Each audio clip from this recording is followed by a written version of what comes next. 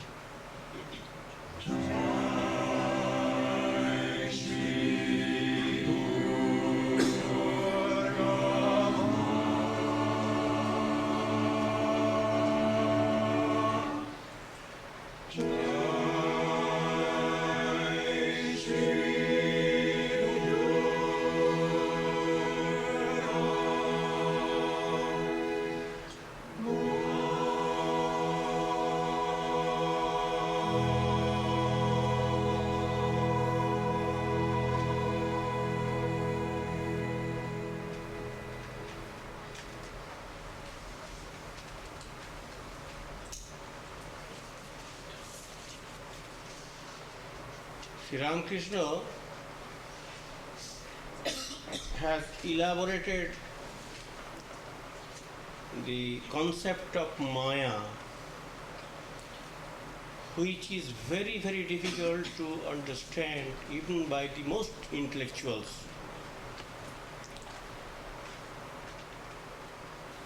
Let us see what we can gather from his statement. When I think of the Supreme Being as inactive, neither creating nor preserving nor destroying, I call him Brahman or impersonal God. When I think of him as active, creating, preserving and destroying, I call him Shakti or Maya or Prakriti or Kali, a personal God. He who is the absolute existence, intelligence and bliss is also the all-knowing, all-intelligent and all-blissful mother of the universe. But the distinction between them does not mean difference. The personal and the impersonal are the same being, in the same way as milk and its whiteness, or the diamond and its luster, or the serpent and its undulations. It is impossible to conceive of the one without the other. Divine Mother and Brahman are one. Thus, the entire universe is nothing but a display of power of Brahman, and this power is adored as Divine Mother. We go to witness exhibition, either in Metropolitan Museum or any other place, scientific, artistic, or any other field of knowledge. World also is a very big exhibition of power. We cannot think of anything in the world without having that concept of power. Power is behind everything, behind our human life, behind nature. So, power cannot be neglected. So what is this power? Where from it comes? What is the source? That supreme principle called God is the source of everything, matter as well as non-matter. So power comes from God. So God's power has created this universe. So there are peculiar types of people who want to address God as Mother because they see in Mother compassion, softness, love, sympathy, dedication, forbearance, all these noble virtues of head and heart. In this world, there are two types of powers are there, of course. Beneficent power and terrific power. Compassionate as well as terrific. But if we observe little seriously, then we will find that in the relative plane of existence, one thing appears as light as well as dark. Now, darkness means devoid of light or diminution of light. But if we go beyond that stage, we will find that there is neither darkness nor light.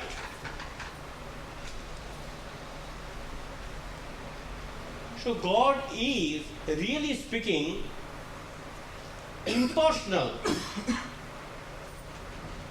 But so long we are in the relative plane of existence, we have to see God from our standpoint, and we see that His power has created this universe However, it may be transitory, but still it is there. We cannot get rid of that. So in this world we find the display of power. And power has got tremendous impact in human life. We cannot do anything. I cannot talk, neither you can hear, without that power. And this power is not always very bad. Power is misused and it creates trouble in our life, no doubt. But if the power is not misused, if it is well utilized for the well-being of the people, then people will enjoy that power, will derive benefit out of that power. Power becomes beneficent power, not destructive power.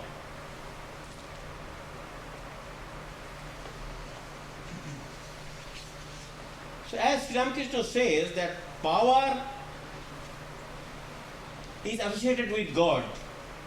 It is God's power which is manifested in human life, in nature. Now I tell you a story, a famous story associated with Shankaracharya, the monastic philosopher of India, of world. He had to argue with people always to establish his point of view, his thesis, that Brahman alone is true and everything else in this universe is illusory and not true or transitory.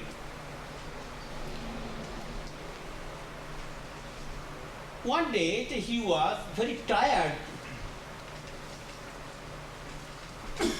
by having discussions with the scholars. So he was exhausted and he was taking rest in the Manikarnika Ghat of Benares, the holy city of India. At the last step towards the Ganges, one very young, lovely, beautiful, divine woman, she came to fill her pitcher, but she could not go to the water because path was obstructed by Shankaracharya who was lying down. So she requested him, "Sir, I am to bring water.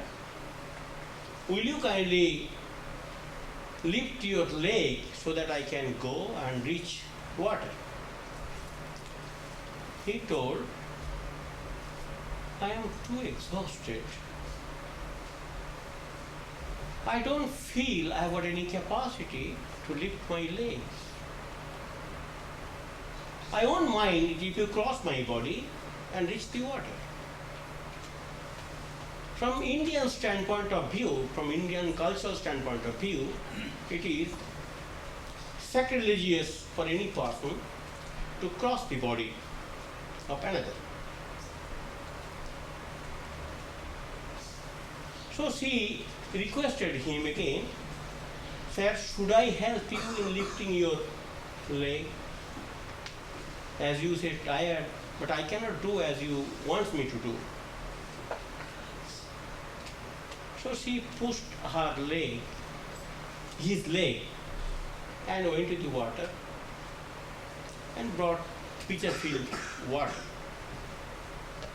And Shankara requested her, "Will you kindly give a drop of water to quench my thirst? I am very thirsty." "What is this? You are lying down at the edge of the steps. Water is so near. Can you not take little water?" "I have already told you I am exhausted and powerless. I got no power."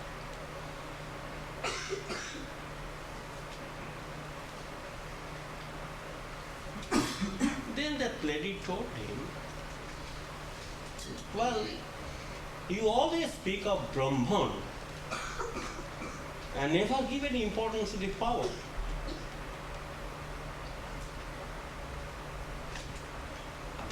what is it that you are established in Brahman, at the same time you have got no power to quench your thirst or to lift your leg? Whilst she was speaking in that vein, a blazing light which is issued from her eyes, and her utterances were echoed from coast to coast. Shankara, like a child, he closed his eyes, could not stand that blazing light.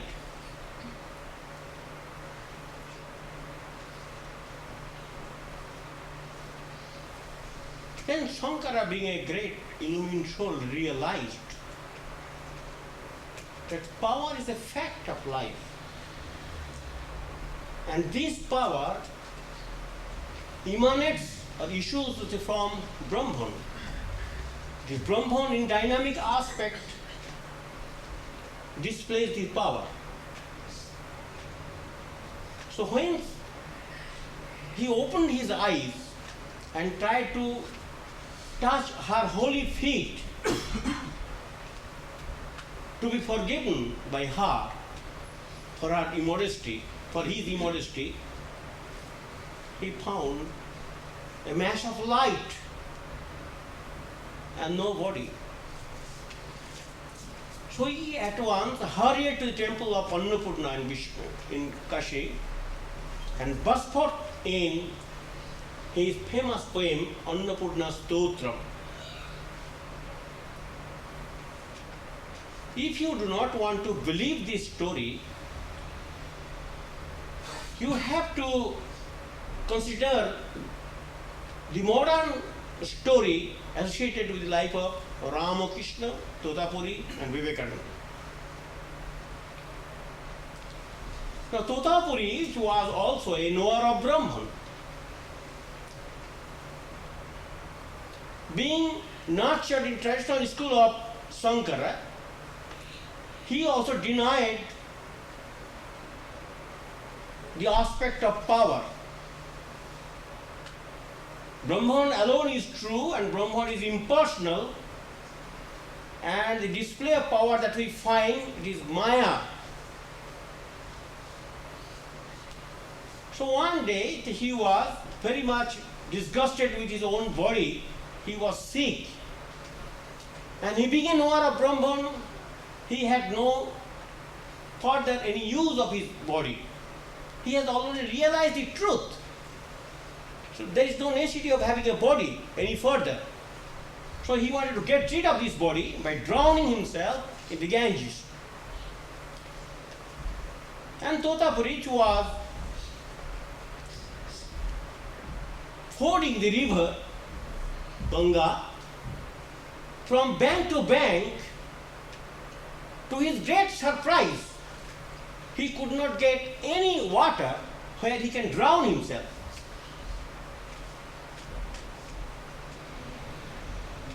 He was extremely flabbergasted, astonished and stupefied.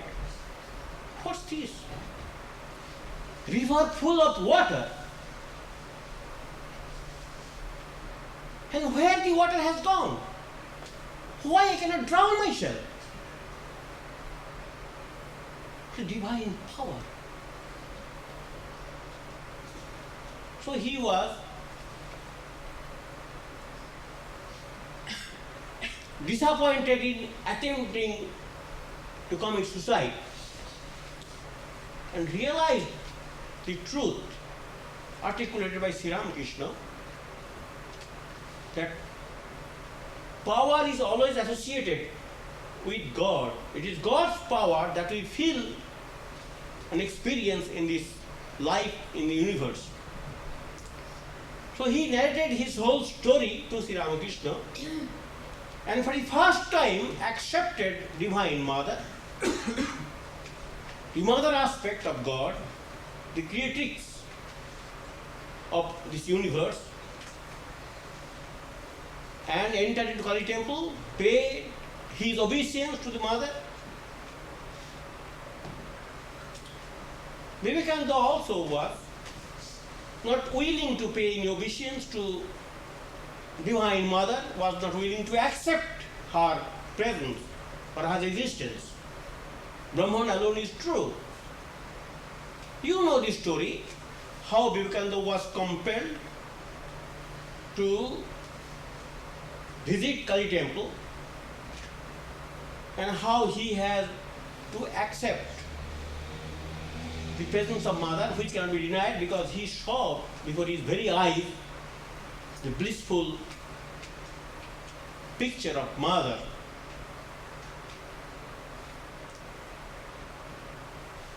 So when, as we have already mentioned here, the entire universe is nothing but a display of the power of Brahman or God, this power is adored as Divine Mother.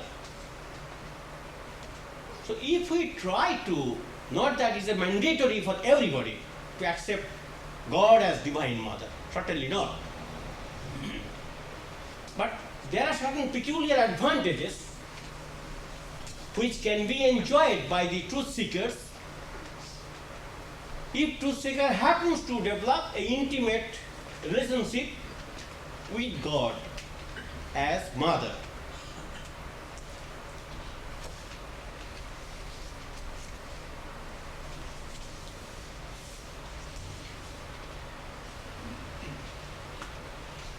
Now the ownership of power, you know that power is behind everything, good and evil. The sun is shining, rain is falling. So wicked persons and good persons, they're all enjoying the nature in a similar way.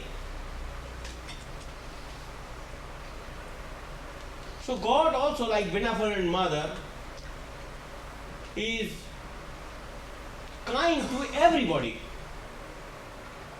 whether wicked or good. So wicked people, if they can think of the greatness of Mother in giving her grace towards the wicked people, then their wickedness can be eradicated, they can be sobered, they can be inspired to live good lives.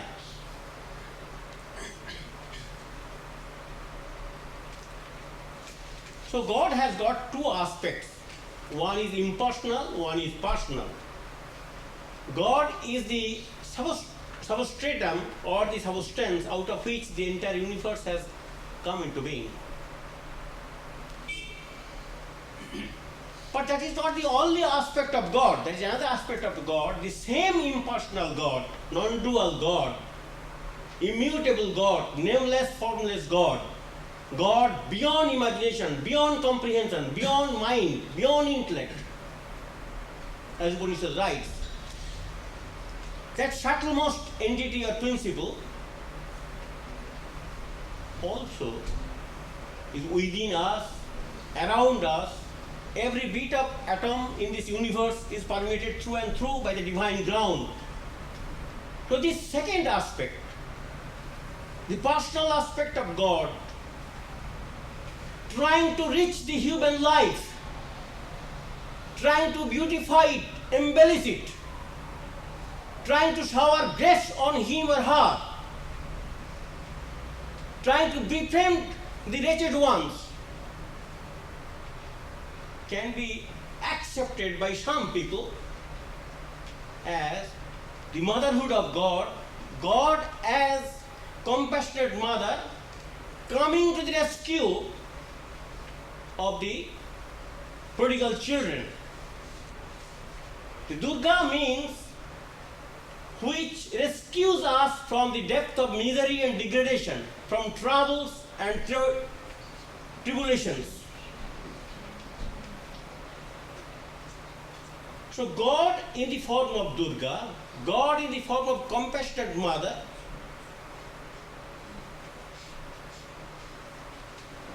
comes to our aid. Out of her infinite kindness, she assumes form and name. And she is not satisfied in her impersonal entity. She comes to our dwelling places.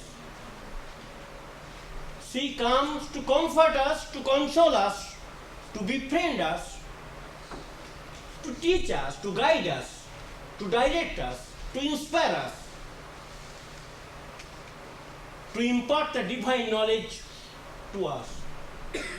This second aspect, the compassionate aspect of God, in trying to develop an intimate rapport with the wretched ones, with the suffering ones, with the suffering humanity, is called the mother aspect of God. God is kind. Out of his infinite kindness has assumed this form, and this form is only for your satisfaction, for your peace, because you have to have some form to meditate upon, to think upon. You cannot think a principle having no form.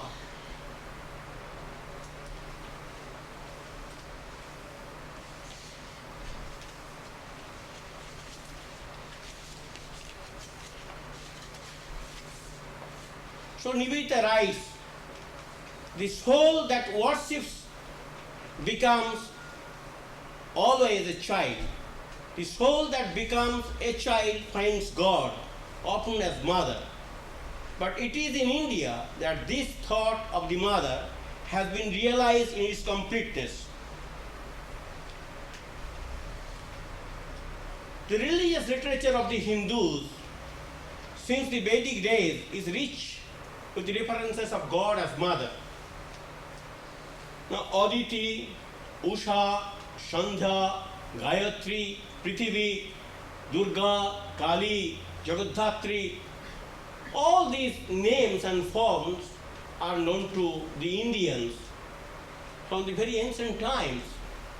God has been invoked, has been worshipped, has been loved, has been adored, has been prayed for as mother. In India, where Monu says that daughter is the highest object of tenderness and mother is revered 1,000 times more than a father. That is the best Indian culture. And every woman is looked upon as mother. The worship of Divine Mother has been in evidence from times immemorial. Now, Gayatri is a famous mantram. It was composed by Vishwamitra Rishi. And in that famous Gayatri mantram, we find that a truth seeker is adoring God as mother. Gayatri is feminine. And asking her to endow him or her that magnificent spiritual attitude or attributes which can enable him or her to reach the divine ground. O Mother,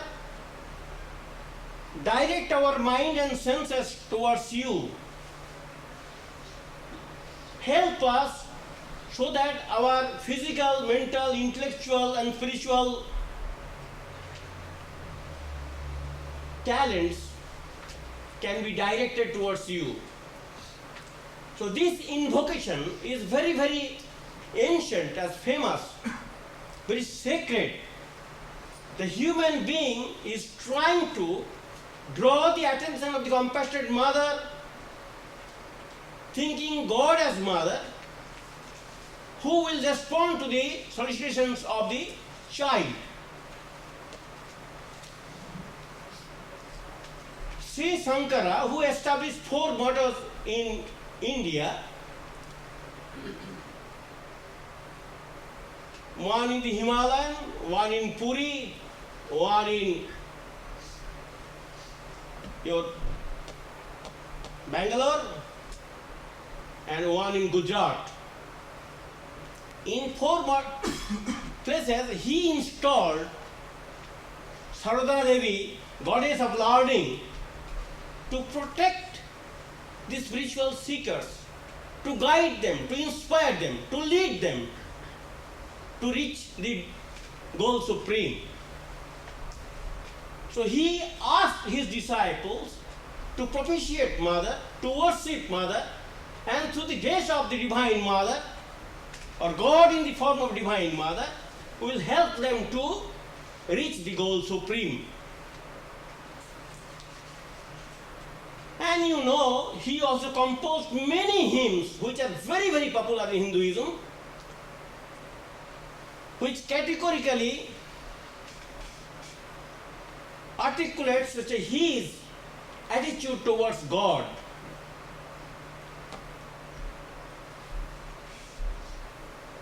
The whole India is littered with the temples of Mother. Kamakhya in Assam, Kheer Bhavani in Kashmir, Vindhyachal University in UP, Kanyakumari in South, Meenakshi, Kamakshi in South. 100,000 temples down the ages had been erected in honoring Mother, in glorifying Mother. Devotees had paid their worshipful obeisance to Mother Goddess.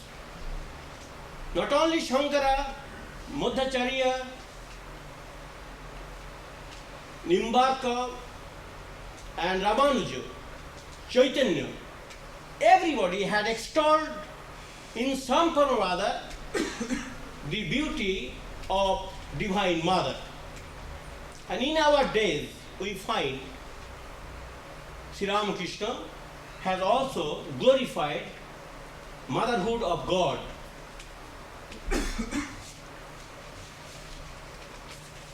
In Bengal, particularly, you'll find that Shakti worship has taken a deep root. You know about the saints Ram Prasad, Kamalakanta, Ramakrishna. Then about the freedom fighters or warriors like Shivaji. Shivaji went to Nepal, brought the divine image of Mother and installed it in Maharashtra. And he used to worship him. Guru Govinda Singh, Subhash Chandra Bose, they all were worshippers of Mother. Among the philosophers, Shankara, Ramanujacharya, Madhacharya, Nimbarka was accepted as God as Mother, Vande Mataram.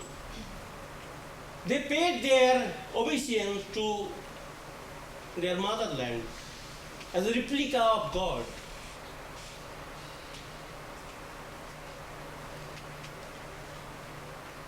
This mother worship is so ancient, as I have told you, that gopis in the Bhagavatam will find propitiate Mother Goddess to have their desire fulfilled. Rukmini also did the same thing. Yudhishthira, when he was spending his 1 year in incognito, he prayed to Divine Mother for his success. Ramchandra had to invoke the Divine Mother for the success of his war in rescuing Sita. Sita also worshipped Divine Mother to get a husband like Rama.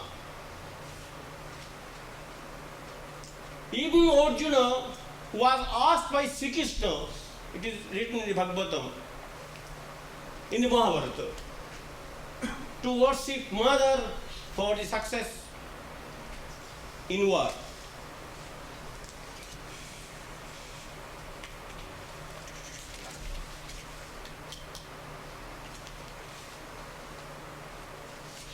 Well,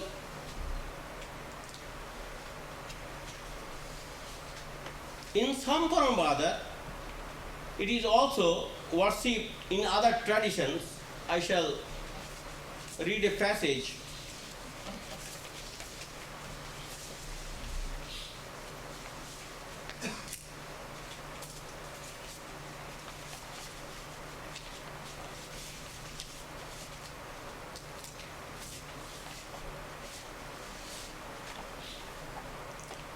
She, like an understanding mother, that will Mary, can make allowances for the inadequacies of the human nature.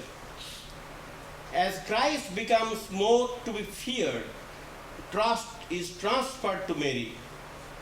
Devotion to her can guarantee that even the worst sinner has a chance for salvation.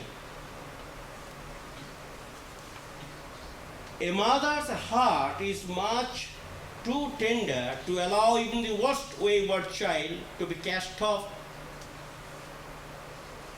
eternally. Thus, if you, Saint Bernard and Mary's universal meditation from the devotion to Our Lady,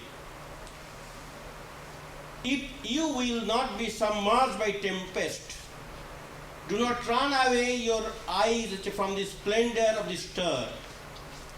If the storms of temptation arise, if you crash against the rocks of tribulations, look to the star, call upon Mary.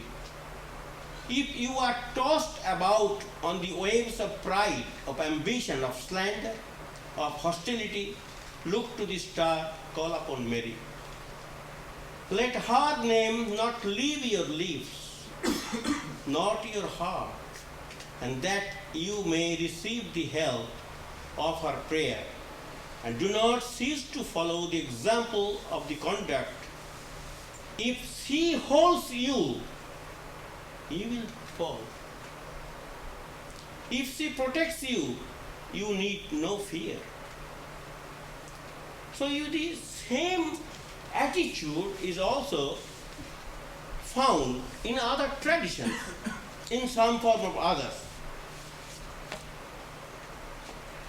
In a recent California symposium of scholars whose topic was about the motherhood of God, one speaker, a Roman Catholic priest and university professor, presented that 25% of the American young people think of God as mother. Alan Watts points out that in the Western liturgy, the most sublimely poetic passages are those devoted to Mary, the Mother of God. Mary, we hail thee, Mother and Queen compassionate. Mary, our comfort, life and hope, we hail thee. To thee we are shine. Turn thou therefore to our intercessor, those thine eyes of pity and loving kindness upon us.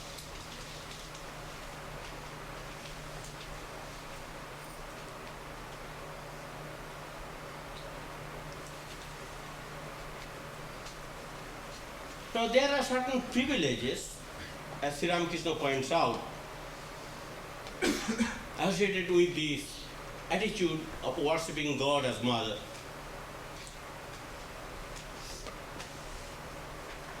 We can attain perfection in spiritual life by associating ourselves with the thought of God. Now the impact of relationship. Now when we are trying to propitiate God, we must develop very intimate, loving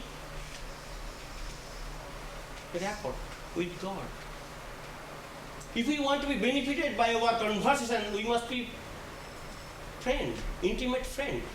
Nobody is unburdened to a stranger. So if we try to accept God as our very own, to whom we can unburden our pent-up emotions and solicit His or her grace, we have to have a loving concept of God to whom we can unburden. We all know we have got reservation. Wife will not disclose everything to her husband and vice versa. But in case of God, we cannot withhold anything. Because God being the supreme source of consolation and comfort, and we being helpless creatures trying to seek his or her grace to tide over the miseries of life, we have to have that sort of intimate association or feeling or rapport or friendship with God. So the impact of relationship between the devotee and God is very important. You cannot worship a fearful God. You have to have a full trust in God. Then conception of God must be very clear, conception of ourselves must be very clear, and conception of our relationship with God must be also be clear. So to have all these things, this sort of attitude of mind, accepting God as mother, gives us total satisfaction. We look upon God as our very own, and we seek her guidance as a child, entirely dependent on her mercy. And the relationship between the child and mother is the sweetest in the world.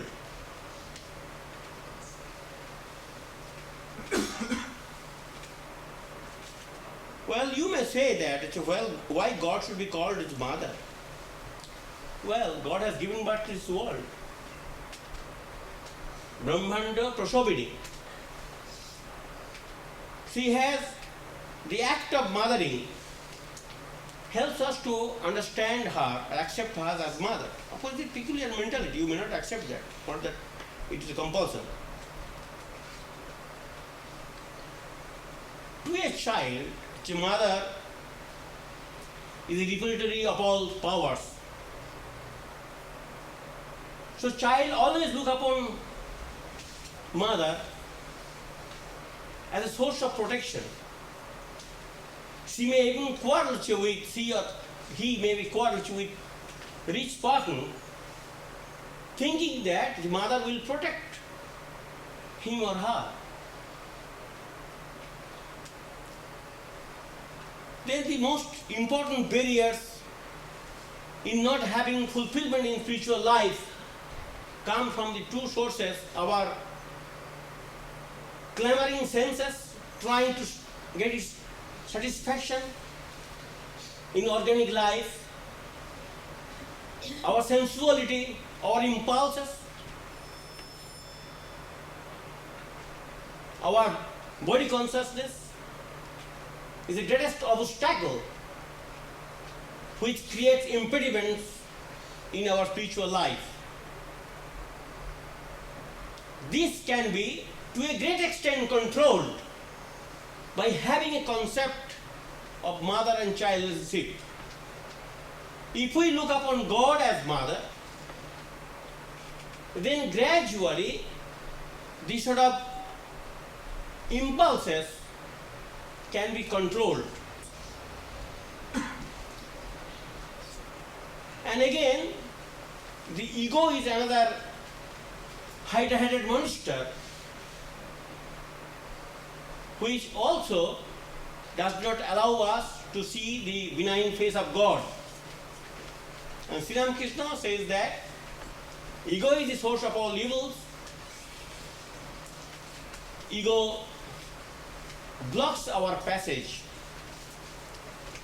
Ego has to be smothered, to be controlled, to be attenuated, to be weakened. And how to do that? If we cultivate the helplessness of a child, absolute dependence of a child towards his or her mother, that helpless attitude or helplessness and that absolute surrendering attitude of resignation also helps us to curb our egoistic attitude.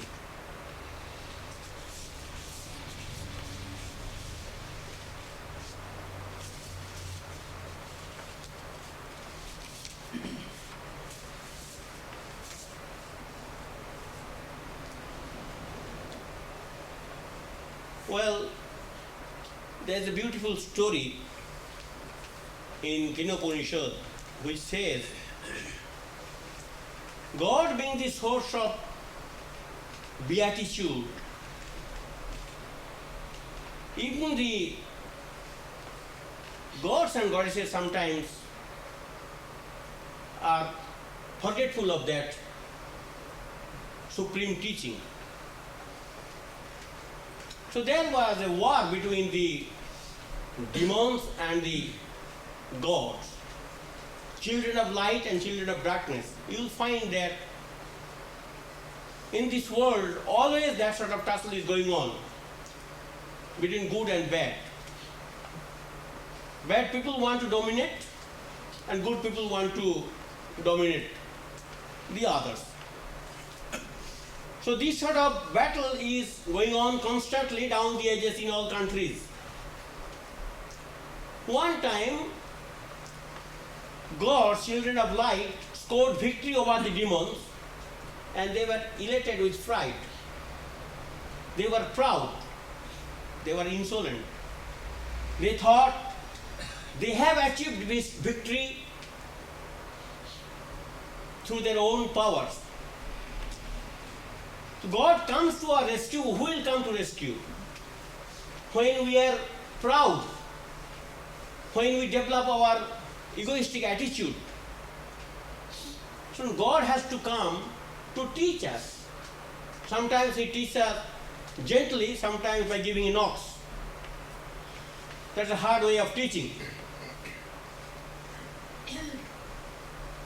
So when God saw that these people are ignorant of the highest supreme powers, which has enabled them to score victory over the demons, so wanted to teach a bitter lesson to these arrogant gods. So Brahman appeared as an effulgent mass of light, and the gods were discussing that who is that? What is that phenomenon? So according to Indian pantheon, Indra, wind god, god of fire, they consulted among themselves and could not find out. They said, well, investigate. Who will go? Jataveda, the almost omniscient God, God of fire, he approached. Then God told the supreme God told him, what is your capacity? Well, I can burn anything. All right, burn this straw. He tried his best. He could not destroy it. He was crestfallen, he was defeated, he was humiliated. He came back to the pavilion. Then wind god was sent to inquire into the matter, and he was also asked, what's your power? Well, I'm wind god. I'm a courser of nature. I can blow anything. Well, blow this straw. He could not do it. He tried his best. Then naturally the king of gods, Indra, had to go. And when Indra approached, that effulgent mass of light vanished. So he was thoughtful, he was thinking. He was little repentant also. Then at that moment that Uma, Haimavati, the effulgent beauty, feminine beauty, appeared before him and instructed him that, well, you see, you scored victory not by using your own talents and powers, Actually speaking, you have got nothing of your own. All borrowed light, borrowed strength. Strength comes from God. You are not aware of the situation, you are proud. I want to teach you supreme principle appeared in the form of mass of light before you. And I am telling you on his behalf that you should not be proud, should not be arrogant. You should always look upon God as the source of everything. So he was given that knowledge.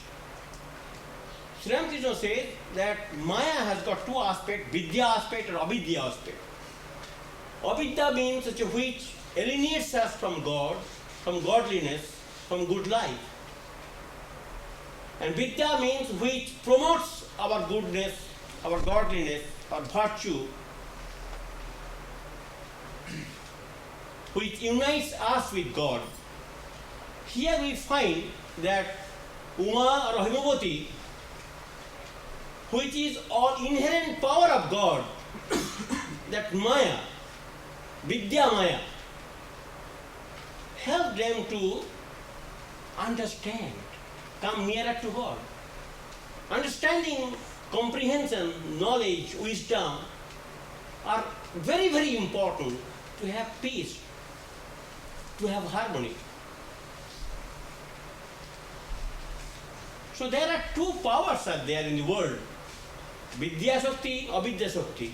Devilish power, wicked power, destructive power, demoniacal powers, as well as godly power, beneficent power, spiritual powers, which helps us to be united with God.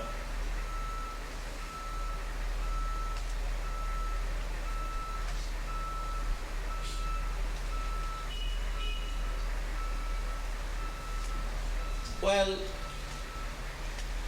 it has got sociological impact also.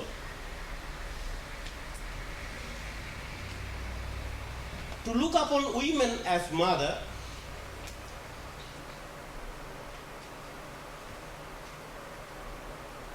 is very, very important to have peace in the society, in life too. If we develop a peculiar attitude which is enjoined upon us by this philosophy of worshipping God as mother, then you have to look upon all women except your wife. Even you should, in your developed stage of spiritual evolution, you should look upon your wife also as mother, because she has assumed all forms. In your wife also she is present. To begin with, you may not be able to do that, but in course of time, when you are evolving yourself as spiritual seeker, you have to have that sort of enlightenment and wisdom. So to look upon women as a veritable replica of Godhead, an image of Divine Mother, will give any society harmony and peace. Chaotic feelings, impulses can be eradicated, eliminated to a great extent by subscribing this sort of philosophy.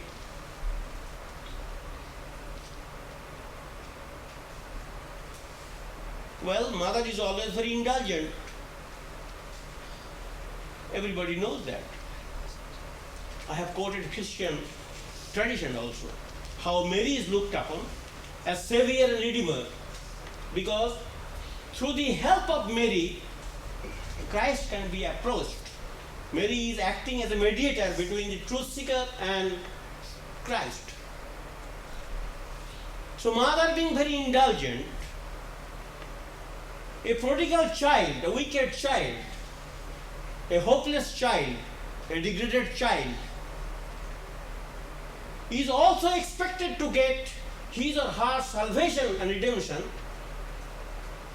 because after all, indulgent mother will never give up her own child. Having that faith in that indulgent mother, a truth seeker is expected to develop that sort of conviction, that sort of trust, that in spite of all my weaknesses and imperfections, still I can get redemption and peace and comfort and consolation from my mother, who hardly will take note about my imperfections and wickedness. The Shankaracharya writes the same verse which we find in St. Bernard's statement. Shankaracharya writes there that even if we have seen wicked children down the ages, but we have never seen wicked mothers. So in mother, a wicked child can have full trust. As I have told you early, that it is not a mandatory for anybody to cultivate that sort of attitude of worshipping God as mother. You can worship God in any fashion you like. Get yourself redeemed. Get yourself salvaged. Attain freedom. Be peaceful. You approach God according to your own tendencies, according to your native genius. We are trying to articulate the mystical experiences of those truth seekers who have worshipped God as mother. God is our mother in the sense that we find display of power within and without. Within called soul, without called nature. We are happy to have this power. That means God, as a personal aspect, has helped us to love Him, because He has given us this power to enjoy this life.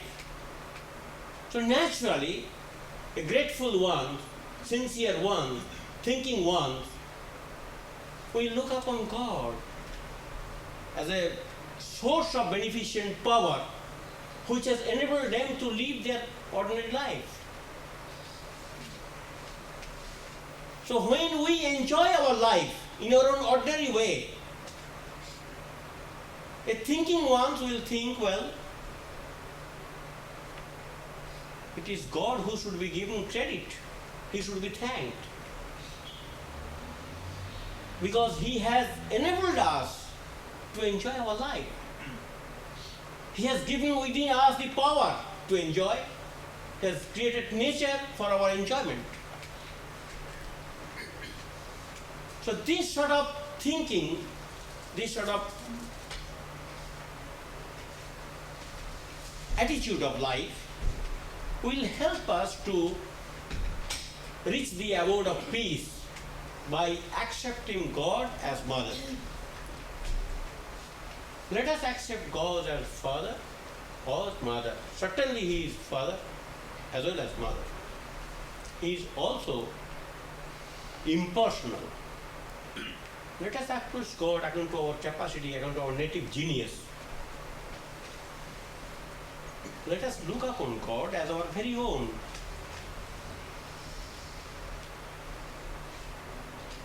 If we are able to cultivate that sort of intimate rapport with God, thinking God is the source of beneficent power, we can be drawn towards him or her very easily. May we all be able on this very sacred occasion to devote ourselves in seeking God within ourselves in any fashion we like.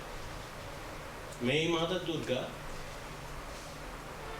profusely bless us in our supreme enterprise in seeking her within our heart. Thank you.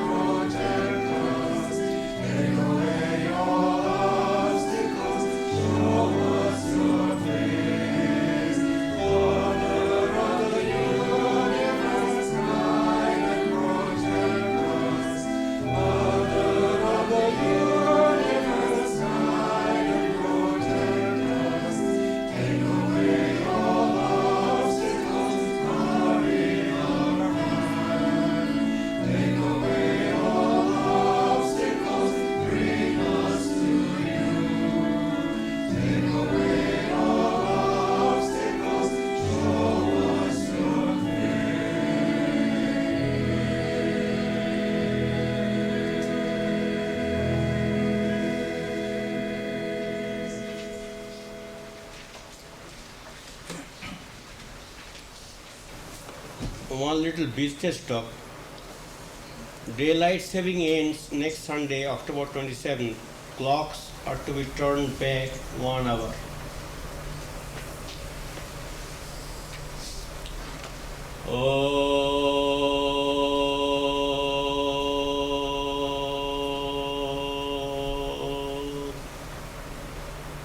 Hara papam, hara klesham, hara shokam, hara shkubam, hara shubham, hara priye. सर्वमंगलमंगल्ये शिवे सर्वार्थसाधिके शरण्ये त्र्यंबके गौरी नारायणी नमोस्तुते सृष्टि स्थिति विनाशानां शक्तिभूते सनातने गुणाश्रये गुणमये नारायणी नमोस्तुते शरणागत दीनार्थ परित्राणपरायणे सर्वस्यार्थी हरे देवी नारायणी नमोस्तुते जय नारायणी नमोस्तुते जय नारायणी नमोस्तुते जय नारायणी नमोस्तुते.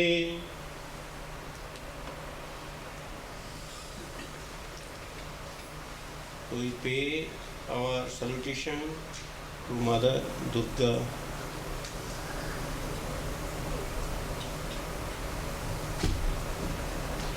To peace, peace, peace, and bless all.